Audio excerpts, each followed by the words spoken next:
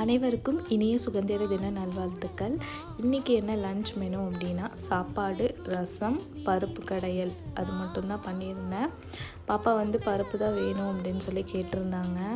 அது மட்டும் இல்லாமல் நேற்று வச்ச புளிக்குழம்பு கொஞ்சம் இருந்துச்சு, அதையவே வச்சுக்கலாம் அப்படிங்கிறங்காட்டியும் சரின்னு சொல்லி அளவாக தான் பருப்பு வேக போட்டிருந்தேன். அப்புறம் ரசத்துக்கு ரெடி பண்ணும்போது டைம் ஒரு 11 இருக்கும். அதனால் சரி ஒரு காஃபி போட்டு குடிச்சிக்கலாம் நம்ம அப்படின்னு சொல்லிட்டு சைட் பை சைடு காஃபிக்கும் ரெடி பண்ணிகிட்டு இருந்தேன்.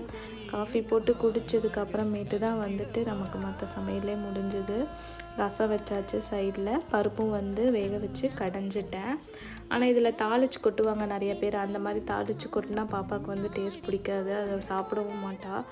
அதனால் தாளிக்காமல் அப்படியே நெய் ஊற்றி பிணைஞ்சு தான் ஊட்டி விட்டுட்டு இருந்தேன். தேங்க்யூ ஃபார் வாட்சிங் ஃப்ரெண்ட்ஸ்.